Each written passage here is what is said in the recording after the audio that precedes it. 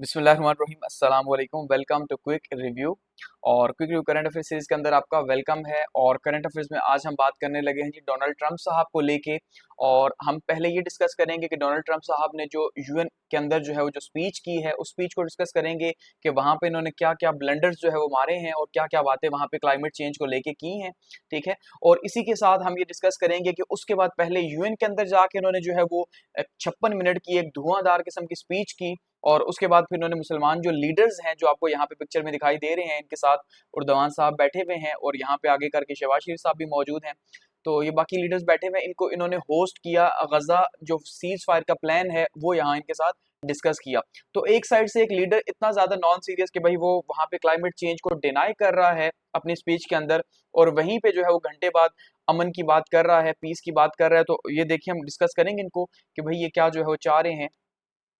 Analysis of Trump's address eight UN, कि भाई UN के अंदर जो इन्होंने बातचीत की है, जो एड्रेस किया 56 मिनट का, उसमें इन्होंने क्या जो है बातें की हैं उसको सम अप करेंगे। और उसके बाद करेंगे ट्रम्प्स गजा प्लान, इसको डिस्कस करेंगे। Diplomacy dilemmas and Pakistan role, और पाकिस्तान भी मौजूद था तो उसने वहां पे क्या अपना रोल प्ले किया या क्या जो मैसेज है वो कन्वे करने की कोशिश की गई है वहां पे पाकिस्तान की तरफ से। तो स्टार्ट करते हैं। सबसे पहले बात करते हैं जी ट्रम्प साहब की स्पीच की यूएनजीए के अंदर, यानी कि यूनाइटेड नेशन की जो जनरल असेंबली है वहां पे आपको पता है उसका सेशन चल रहा है। तो सितंबर 23 को इन्होंने ये स्पीच की है वहां पे, यानी कल के दिन के अंदर। तो वहां पे उन्होंने सबसे पहले क्रिटिसाइज किया यूएन को। अब जरा आप बात समझिएगा कि दुनिया के सबसे पावरफुल मुल्क का सदर जो है, यानी अमेरिका दुनिया में सबसे पावरफुल कंट्री है, और हम ये कह रहे हैं कि भाई फिलहाल तक तो अमेरिका का सिक्का ही दुनिया के अंदर चलता है। तो अमेरिका के जो सदर साहब हैं वो जो दुनिया का सबसे बड़ा इदारा है, नॉन गवर्नमेंटल एक पूरा सिस्टम बॉडी बनी हुई है, ठीक है, वो क्या है? यूएन है, यूनाइटेड नेशंस, जो कि बनाया भी अमेरिका ने खुद ही था। तो उसी को सबसे ज्यादा क्रिटिसाइज कर रहा है, और दुनिया को ये कहा जा रहा है या दुनिया यूएन को ये कह रही है कि भाई माना जाए उसके रूल्स को, या ये जो फैसले दे रहा है गजा की वॉर के ऊपर माने जाएं, जब अमेरिका खुद इस तरह से जो है वो बात कर रहा है। तो देखिए यहाँ पे क्या कह रहे हैं जी। इन्होंने सबसे पहले तो यूएन को कहा कि ये इनइफेक्टिव है। गो कि बातें तो सच की हैं, लेकिन इनइफेक्टिव किया किसने, ये यहाँ पे नहीं कहा कि भाई मेरा रोल है इनइफेक्टिव करने में, यानी मेरे जैसे जो जिद्दी लीडर्स हैं जो किसी की नहीं सुनते, ठीक है, ये उनका रोल है। जैसे ट्रंप का रोल हो गया या जो है वो नेतन्याहू का रोल हो गया, उन्हीं का रोल है ना जिन्होंने जो है वो, या मोदी साहब जैसे लीडर्स जो हैं इन्होंने इनइफेक्टिव कर दिया यूएन को। तो सबसे पहले वो कह रहे हैं भाई यूएन इनइफेक्टिव हो चुकी है, इसने काम करना छोड़ दिया। और वो कह रहे हैं जो असल इश्यूज हैं उसके ऊपर तो ये बात करती नहीं है, ये एम्प्टी वर्ड्स हैं। इन्होंने फिर यहाँ पे रेफरेंस भी दिया कि भाई आप एक बहुत ही गुस्से वाला खत जो है वो लिखते हैं, लेकिन वो सिर्फ एक खत की हद तक ही रहता है और वो सिर्फ खाली अल्फाज हैं। यानी कि वो जैसे कहते हैं ना कि भाई आप सिर्फ डराना धमकाना करते हैं, धमकियां तो देते हैं, लेकिन असल में आप कुछ करते हैं नहीं। तो ये एम्प्टी वर्ड्स हैं आपके, क्योंकि आप कुछ कर नहीं सकते। और इसका रिस्पॉन्सिबल भी अमेरिका है कि अमेरिका ने आज यूएन को इस हाल में पहुंचाया कि भाई अब उसका असर कोई भी नहीं है। और उन्होंने जो है वो काफी स्ट्रांगली जो है उसको यानी एड्रेस किया यूएन को कि भाई यूएन के अंदर ही खड़े होके, ये बिल्कुल वैसे ही है कि आप किसी के घर पे मेहमान चले जाएं, ठीक है, और मेहमान जाके तो उसकी मेहमान नवाजी के ऊपर जो है वो आप उसे अच्छी खासी सुना दें। तो आपसे ज्यादा जो है बुरा शख्स कौन हो सकता है कि जो जिसको एहतराम ही नहीं है भाई कि मैं किसी के घर आया हुआ हूँ। तो वो कह रहे हैं भाई यूएन का जो पर्पस था, ठीक है, अब वो उससे हट चुका है और वो बिल्कुल भी काम नहीं कर रहा। और वो कह रहे हैं कि भाई हम तो जो है वो 100% जो है वो यूएन के साथ खड़े हुए हैं, क्योंकि गो के इसी मीटिंग के बाद यही जो 56 मिनट का एड्रेस था, इसके बाद इनकी यूएन के चीफ से मीटिंग हुई ट्रम्प साहब की, और उसके बाद वहां पे उनकी टोन बदल गई, ठीक है, और वहां पे उन्होंने कहा भाई हम 100% यूएन के साथ खड़े हैं। तो भाई यूएन के साथ खड़े हैं तो यूएन की जनरल असेंबली को बताएं ना, वहां पे तो आप गलम गलोच कर रहे हैं और यहाँ पे आप कह रहे हैं हम आपके साथ खड़े हैं। फिर उन्होंने जो है वो शेखी बिगाड़ी जी। शेखी मारना किसे कहते हैं कि भाई बड़ी बड़ी बातें छोड़ना, कि उन्होंने कहा कि 7 वॉर्स मैंने रोकी हैं, ठीक है, 7 जंगें मैंने रोक दी, जिसमें उन्होंने पाकिस्तान इंडिया जो है उसकी जंग का रेफरेंस दे दिया। उसके अलावा जो इसराइल है और ईरान है उसकी जंग का रेफरेंस दे दिया। यूक्रेन की वॉर का कहा कि मैं कोशिश कर रहा हूँ, ठीक है।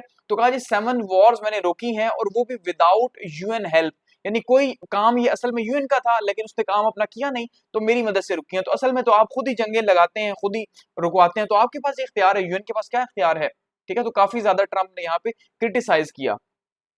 उसके बाद क्लाइमेट चेंज को लेके आप इनके रिमार्क्स को देखेंगे तो आपको काफी ज्यादा हैरत होगी। वैसे होनी तो नहीं चाहिए, क्योंकि ये 2015 से ही जो है वो बिल्कुल नहीं मान रहे। जब पेरिस एग्रीमेंट हुआ था 2015 के अंदर, तो उसको भी इन्होंने नहीं माना था कि भाई क्लाइमेट चेंज जो है ये झूठ है। यहाँ पे ट्रम्प साहब क्या कह रहे हैं, कहते हैं जी इन्होंने सबसे पहले क्लाइमेट चेंज का जो ये पूरे का पूरा एक फिनोमेना बिल्ड हुआ हुआ है, पूरे का पूरा अब ये कह लें कि इसके पीछे पूरा सेटअप एक बिल्ड हुआ हुआ है, कोई दुनिया तबाह होने जा रही है और मौसमियाती तब्दीलियां जो हैं उसकी वजह से तबाह हो जाएगी, जो ग्लोबल वार्मिंग है वो बहुत तेज हो रही है, दुनिया का टेम्परेचर 1.5 डिग्री से बढ़ रहा है, सैलाब, तबाही, तूफान सब कुछ आ रहा है। तो हम सब चीजों को उठा के, जैसे पाकिस्तान में फ्लड है, तो हमारा सबसे आसान आंसर क्या है भाई, क्लाइमेट चेंज है। तो इसको कहते हैं ये कौन जॉब है, कौन जॉब मतलब ये धोखा है, ये दुनिया को यूएन बेवकूफ बना रहा है, ट्रम्प साहब का ये कहना है क्लाइमेट चेंज के नाम के ऊपर। देखिए यहाँ पे दो बातें हो सकती हैं अगर सोचा जाए। पहली बात तो ये है कि दुनिया का सबसे पावरफुल मुल्क का कंट्री ये बात कह रहा है, क्या ये सच होगा? शायद ये सच भी हो सकता है, ठीक है। तो अगर ये सच है तो इसका मतलब ये है कि ये दुनिया में जो कुछ भी इतनी तबाही हो रही है कौन करवा रहा है? कोई तो करवा रहा है, जाहिर बात है, नेचर की तरफ से इतनी ज्यादा तबाही तो नहीं हो रही। तो फिर हम ये कह सकते हैं कि भाई कोई टेक्नोलॉजीज यहूदी यूज करके तो इसके थ्रू कर रहे हैं, लेकिन इसका मतलब ये है कि ये डाउट क्रिएट करने वाली बात है ना। और दूसरी साइड पे अगर ये सच है तो उसके बावजूद अगर नहीं मान रहे ट्रम्प साहब, तो ट्रम्प साहब जो है वो फिर इस पोजीशन के लायक नहीं है कि वो बैठे हुए, उन्हें पता ही नहीं अभी क्लाइमेट चेंज जो है एक रियलिटी है, फिनोमेना नहीं है, ठीक है। तो अब हम ये देख रहे हैं भाई कि वो दूसरा ये कह रहे हैं कि कार्बन के जो फुटप्रिंट्स हैं ये भी झूठ है, ठीक है, ये भी एक हॉक्स है भाई, ये धोखा है, सबका सब कुछ भी नहीं है, एक इंसान क्या कार्बन के फुटप्रिंट्स पैदा करेगा, यानी वो बिल्कुल डिनाई कर रहे हैं क्लाइमेट चेंज को।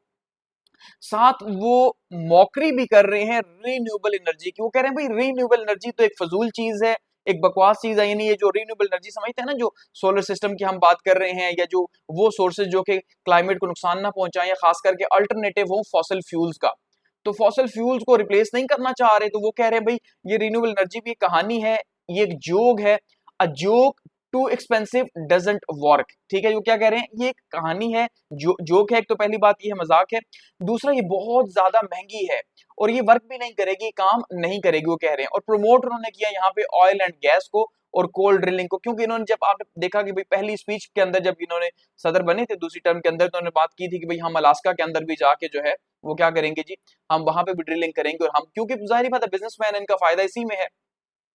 इसके साथ साथ इन्होंने नेटो के एलाइज को भी क्रिटिसाइज किया, आड़े हाथों लिया और कहा कि भाई आप रशियन ऑयल क्यों बाय कर रहे हैं, रशियन ऑयल बाय करके आप क्या कर रहे हैं जी, फंडिंग कर रहे हैं वॉर को अपने ही अगेंस्ट में। चलें, एक ये रियलिटी की इन्होंने बात की है, क्योंकि रशियन ऑयल का सबसे बड़ा बायर अगर हम बात करें तो वो कौन है जी, वो यूरोप है। तो यूरोप उससे बाय कर रहा है, जाहिर बात है यूरोप की मजबूरी है, लेकिन उसके बदले में वो उनको फ्यूल कर रहा है। तो ये ट्रम्प साहब ने जो है वो काफी हुसीली स्पीच की है, अपने ही एलाइज को भी आड़े हाथों लिया, यूएन के अंदर यूएन को लिया, यूएन का सबसे बड़ा जो इस टाइम पे स्लोगन है वो क्लाइमेट चेंज को लेके है, जिसपे पूरी दुनिया को पीछे लगाया हुआ है, तो उसको भी डिनाई कर दिया यहाँ पे।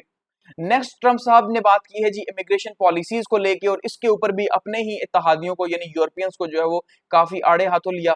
आपको पता है अमेरिका के अंदर इस टाइम पे क्रैकडाउन चल रहा है, जितने भी इलीगल इमिग्रेंट्स हैं, इवन लीगल भी हैं, उनको भी वापस भेजा जा रहा है कि भाई आप वापस जाओ, पहले अमेरिका अमेरिकन के लिए है। तो उन्होंने यूरोपियन जो इमिग्रेशन पॉलिसीज हैं उसको काफी जो है वो तनकीद का निशाना बनाया और कहा कि भाई आप अपने ममालिक को टू हेल यानी जहन्नुम में भेज रहे हैं।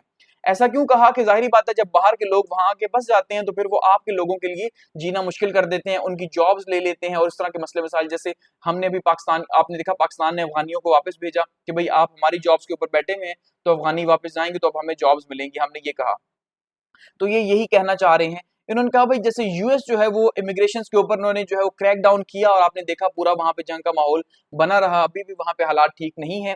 तो कहा कि वही मॉडल दूसरे ममालिक को फॉलो करना चाहिए, इन्हें वापस भेजना चाहिए, ठीक है, क्योंकि ये जो इमिग्रेंट्स हैं ये करते क्या हैं, ये alter the fabric of Nations, ये आपके ममालिक को खराब कर देते हैं, उसका जो फैब्रिक है, उसकी जो बनावट है उसको खराब कर देते हैं, यानी उसकी आइडियोलॉजी जो है, ठीक है, उसको खराब करते हैं। तो हकीकत यही है, हम जैसे अफगान का कहते हैं कि भाई अफगान यहाँ पे आए, क्लाशनकोव कल्चर आया यहाँ पे चर्च या ओपियम का कल्चर यहाँ पे फैला, इसी तरह से बहुत सारी चीजें यहाँ पे लेके आए, तो हम जैसे इल्जाम लगाते हैं तो वैसे उन्होंने भी बात की, तो इसको भी आड़े हाथों लिया और कहा कि भाई ये जितने भी आपकी पॉलिसीज हैं, आप देखें इस टाइम पे यूके के अंदर क्या हुआ एक हफ्ता पहले, अभी भी वहां पे मामला चल रहे हैं कि वहां पे जितने भी लोग बाहर से बसे हुए हैं, चाहे वो पाकिस्तानी, इंडियन या बांग्लादेश हैं, उनको कहा जा रहा है वापस भेजो जी। क्यों वापस भेजो? क्योंकि हमारे मुल्क के अंदर हालात खराब कर रहे हैं। अच्छा, यहाँ पे उन्होंने कुछ हंसी मजाक भी किया, कुछ कंप्लेंट्स भी की, जिसमें दो कंप्लेंट्स उन्होंने की। एक तो उन्होंने कहा कि भाई एस्केलेटर जो है वो आपका यूएन का खराब है और मैं और मेरी बीवी जो है वो आधे रास्ते में ही फंस गए। दूसरा उन्होंने ये कहा कि भाई ये जो टेलीप्रॉम्प्टर है जिससे देख के पढ़ते हैं, इसको कौन कंट्रोल कर रहा है, क्योंकि वो कुछ इश्यूज कर रहा था, तो उनका भाई ये भी ठीक काम नहीं कर रहा और जो भी इसके पीछे बैठा हुआ उसकी जॉब तो गई, यानी एक हंसी मजाक में कहा। तो एक्चुअली में एट द एंड अगर हम इनकी यूएन की स्पीच को सम अप करते हैं तो देखिए इसके ऊपर काफी ज्यादा तनकीद हुई है, और जो साइंटिस्ट हैं और जो वर्ल्ड लीडर्स हैं जो एक्चुअली में जो है वो इस टाइम पे बहुत ज्यादा सीरियस ले रहे हैं क्लाइमेट चेंज को, उन्होंने जो है कंडेम किया यहाँ पे इनकी, और कहा कि भाई जो क्लाइमेट चेंज के ऊपर आपने बातें की हैं ये इंतहाई गलत हैं सरासर। क्लाइमेट चेंज एक रियलिटी है, ऐसा नहीं है कि आप समझ रहे हैं कि मजाक है, ठीक है। तो आप ये जो डिसइंफॉर्मेशन फैला रहे हैं ये गलत है, ठीक है। और ये इसलिए आप कर रहे हैं क्योंकि आप फॉसल फ्यूल्स के पोल्यूटर्स को सपोर्ट कर रहे हैं, यानी ऑयल एंड गैस निकालने वाले जो हैं उन कंपनीज को आप फायदा दे रहे हैं क्योंकि उनसे आपको फायदा है, आप भी बिजनेसमैन है और कुछ भी नहीं है, ठीक है। तो उन्होंने जो है वो क्लाइमेट चेंज की रियलिटी के ऊपर जोर दिया और बताया कि भाई हमें इसके रियल सोल्यूशन की तरफ जाना चाहिए, ना कि हम ऐसे लीडर्स की बातें सुने। तो देखिए इसका आउटकम सबसे पहला क्या है, सबसे पहला इसका आउटकम ये है कि भाई अगर अमेरिका जैसे मुल्क का लीडर जो है वो ये बात कह रहा है क्लाइमेट चेंज एक मजाक है और इतनी बड़ी उसकी फैन फॉलोइंग है, जाहिर बात है तभी तो सदर बना, वैसे तो इस पोजीशन के ऊपर नहीं बैठा। तो दुनिया को जब आप तकसीम कर देंगे, उसको इस शक में डाल देंगे, जैसे लेट सपोज हम भी ये शक कर सकते हैं कि यार क्या वाकई में ये हकीकत है कि हमें कहीं झूठ तो नहीं बेचा जा रहा क्लाइमेट चेंज के नाम के ऊपर, पता चले सब कुछ यहूदी खुद ही कर रहे हैं और हमें जो है वो झूठ बेचा जा रहा हो कि क्लाइमेट चेंज है, ठीक है। तो एक डाउट आएगा कि इतने बड़े फोरम को आप यूज करेंगे इस काम के लिए, तो इससे क्या होगा कि जो दुनिया की एफर्ट्स हैं क्लाइमेट चेंज की, जाहिर बात है वो कभी भी पूरी नहीं हो सकेंगी, और ना ही अमेरिका जो है, क्योंकि अमेरिका की फंडिंग के बिना जो है वो क्लाइमेट चेंज कभी भी आगे नहीं बढ़ सकता, क्योंकि सबसे बड़ी फंडिंग अमेरिका करता है, चाहे वो अमेरिका यूएन को फंडिंग करे, ठीक है, आईएमएफ को फंडिंग करे अमेरिका, यानी इंटरनेशनल इदारे जो हैं जो एक्चुअली में डेवलपमेंट में अपना रोल प्ले करते हैं। तो डेवलपमेंट तो अमेरिका की मरहून मिन्नत है। अब जैसे आप देखिए यूएस एड जो है वो खत्म की गई, तो जो है वो मिलियंस के करीब लोग जो है जॉबलेस हुए बेचारे, क्यों कि उन्होंने कहा भाई हम अपने मुल्क के ऊपर ये पैसा लगाएंगे। तो उसका मतलब अमेरिका जैसा मुल्क अगर इस तरह की पॉलिसीज अडॉप्ट करेगा या यूएन क्लाइमेट चेंज को जो है मजाक लेगा, तो हम ये सोच सकते हैं कि दुनिया का मुस्तकबिल काफी ज्यादा तारीक है और इसमें कोई भी जो है पॉजिटिव चीज नहीं है। ये तो जो है वो उनकी स्पीच की बात कर सकते हैं, आप इसका रेफरेंस दे सकते हैं जिस स्पीच का, कि भाई यूएन के अंदर जो स्पीच की है ट्रंप साहब ने। नेक्स्ट इसी में हम देखते हैं कि भाई नेक्स्ट जो है, एक तो उन्होंने स्पीच की, उसके बाद उन्होंने एक जो है वो कॉन्फ्रेंस होस्ट की है मुस्लिम लीडर्स की, कि मुस्लिम लीडर्स बैठे हुए हैं और साथ ट्रंप साहब बैठे हुए हैं, और वहां पे उन्होंने जो है वो गजा पीस प्लान की बात की है, क्योंकि आपने कल देखा कि भाई फ्रांस ने भी जो है वो एक दिन पहले एक्सेप्ट कर लिया या रिकग्नाइज कर लिया है पैलेस्टाइन को। इससे पहले आपने देखा यूके ने जो है वो रिकग्नाइज किया, स्पेन ने रिकग्नाइज किया, तो बहुत सारे ममालिक कर चुके हैं, कनाडा ने जो है वो किया, और अब फ्रांस भी जो है वो इसको रिकग्नाइज कर चुका है। Trump's Gaza plan, diplomacy, dilemmas and Pakistan role, Pakistan के रोल की बात भी करेंगे। और फिलहाल अभी आप देखें कि ट्रम्प साहब जो मर्जी कर लें, एक्चुअली में जो ऑर्डर आना है गजा के पीस प्लान को लेके वो आना इजराइल से ही है, क्योंकि जो इजराइल कहेगा वही अमेरिका को मानना पड़ेगा और वही दुनिया को भी एक्सेप्ट करना पड़ेगा। तो हाई लेवल की जो है वो मीटिंग हुई है और उसके अंदर जो है ट्रम्प साहब ने मुस्लिम लीडर्स को होस्ट किया, जिसमें पाकिस्तान शामिल है, सऊदी अरेबिया शामिल है, कतर शामिल है, यूएई है, इजिप्ट है, जॉर्डन है, टर्की है और इंडोनेशिया है। इन मुस्लिम लीडर्स को जो है वो इन्होंने होस्ट किया, ठीक है। तो ट्रम्प साहब ने जो है वो यहाँ पे टू द पॉइंट वही बात कही है जो इन्हें पीछे से इसराइलियों ने कह के भेजी है कि भाई होस्टेजेस वापस किए जाएं, जिंदा हैं या जो मर चुके हैं उनको वापस किया जाए, उनकी बॉडीज को वापस किया जाए, और कहा कि भाई हम बातचीत के थ्रू ही जो है इस वॉर को रोक सकते हैं और कोई तरीका नहीं है। इसका मतलब कोई प्लान नहीं है जी, ट्रम्प साहब के पास कोई प्लान नहीं है, और वही बात है कि अपनी बात मनवा ली जाए, उसके बाद होस्टेजेस वापस आ गए तो वॉर तो किसी ने रोकनी नहीं है। तो शहबाज शरीफ साहब ने यहाँ पे जो है वो बड़ी तारीफ की इनकी, और तारीफ करके जो है कहा कि भाई ट्रम्प साहब आप तो अ मैन ऑफ पीस हैं, आप तो भाई अमन के दाई हैं, ठीक है जी, आप तो अमन के दाई हैं। तो यहाँ पे शहबाज शरीफ साहब को भी अपने गिरबान में झांकना चाहिए कि इस टाइम पे 70,000 के करीब शहादतें हो चुकी हैं गजा के अंदर, और फिर भी वो ये कह रहे हैं कि भाई आप अमन के दाई हैं। तो ये बहुत ज्यादा शेमफुल है कि पूरी दुनिया जहां पे क्रिटिसाइज कर रही है ट्रम्प के ऊपर, उनकी पॉलिसीज के ऊपर, अभी 3 दिन पहले आप देखें कि अमेरिका ने जो है वीटो किया। सो क्या हमें ये नहीं पता कि अमेरिका ने वीटो किया? एक साइड पे 70,000 लोग मरवा दिए और हम ये कह रहे हैं आप अमन के दाई हैं, हम जो है उनकी चापलूसी में लगे हुए हैं। तो सोचना चाहिए हमें भी। पाकिस्तान पोजीशन की अगर हम बात करते हैं तो जैसे शहबाज शरीफ साहब ने जाहिर बात है कहा कि भाई ट्रम्प साहब जो है वो उन्होंने कॉन्फ्लिक्ट को प्रिवेंट किया, चले एक जगह पे उन्होंने पॉजिटिव रोल भी प्ले किया पाकिस्तान इंडिया के अंदर, लेकिन उन्हें लिमिट करना चाहिए ना, यानी कि जाहिर बात आप यूं उन्हें कह रहे हैं कि भाई आप जो है वो अमन के जो है वो बड़े प्याम्बर हैं और खुद हालात क्या बने हुए हैं गजा के अंदर। इसाक डार साहब की बात करते हैं तो इसाक डार साहब ने कहा कि भाई ये जो गजा है ये ग्रेवयार्ड ऑफ ह्यूमैनिटी है, ये असल में गजा के लोगों की मौत नहीं है या उनका कब्रिस्तान नहीं है, ये इंसानियत का कब्रिस्तान इस टाइम पे दफन हो चुका। कहा तो सही है, ठीक है, कि इंसानियत का कब्रिस्तान ही है, कि इस टाइम पे सारी इंसानियत जो है वो वहां पे इंसान जो है क्या हो रहे हैं, और शहबाज शरीफ साहब ये कह रहे हैं कि भाई आप मैन ऑफ पीस हैं। तो पाकिस्तान जो है उसने स्ट्रेस दिया जी पैलेस्टीनियन सोवरेनिटी के ऊपर, टू स्टेट सोल्यूशन के ऊपर और इंटरनेशनल लॉ के ऊपर। यानी पाकिस्तान अब खुल के बात कर रहा है जी दो रियासतों के ऊपर कि भाई दो रियासतें जो है वो बनाई जाएंगी, कि पाकिस्तान का मजहबी तबका इसको डिनाई करता है। अगर यहाँ पे ट्रम्प साहब के जो है वो गजा पीस प्लान की बात करें कि वो क्या यहाँ पे बताना चाह रहे हैं रिपोर्ट्स के अकॉर्डिंगली, सबसे पहले तो वो ये चाहते हैं कि भाई इमीडिएट सीज फायर हो प्लस हॉस्टेजेस को रिलीज किया जाए। अब ये चाहते तो है इमीडिएट सीज फायर हो, लेकिन इसराइल नहीं चाहता, समझ रहे हैं, चाहे वो जिंदा हॉस्टेजेस हो, कैदी हो, या चाहे वो जो है वो उनको मर चुके हो वापस किया जाए। दूसरा जो है वो फेस्ड इसराइली विड्रॉल हो, वहां से आहिस्ता आहिस्ता जो है वो इसराइली फौजें वहां से निकाली जाए। इसके ऊपर भी इसराइल तैयार नहीं है, आपको पता है। पहली बात के ऊपर भी एग्री नहीं है, दूसरी के ऊपर भी नहीं है। तीसरी की बात करें गवर्नेंस की, तो ये कहा गया कि भाई हमास को एक्सक्लूड कर दिया जाए, हमास अब उसकी जो है वो कंट्रोल न संभाले, पैलेस्टीनियन अथॉरिटी को एम्पावर किया जाए। अब इस बात के ऊपर भी जो है वो इसराइल को इश्यूज हैं, इसराइल इस बात के ऊपर एग्री नहीं कर रहा कि भाई पैलेस्टाइन को इलाका दिया जाए। वो ये कह रहे हैं भाई कोई हम इसे चलाएं या कोई इंडिपेंडेंट बॉडी यानी अमेरिका या यूएन वगैरह चलाए, हम इसे फलस्तीनियों को नहीं देंगे। तो इसका मतलब ट्रम्प साहब खुद जो बातें कर रहे हैं इसराइल खुद इसको एग्री नहीं कर रहा। नंबर 4 पे वो कह रहे हैं भाई यहाँ पे जो पीस मेकिंग है उसके लिए अरब मुस्लिम पीस कीपर जो है उसको रखा जाए, यानी कि पूरी बॉडी किस तरह से बना दी जाए और वहां पे पीस को देखे। तो उनकी किसी की सुनता ही नहीं इसराइल, तो क्या बॉडी बनाई जाए।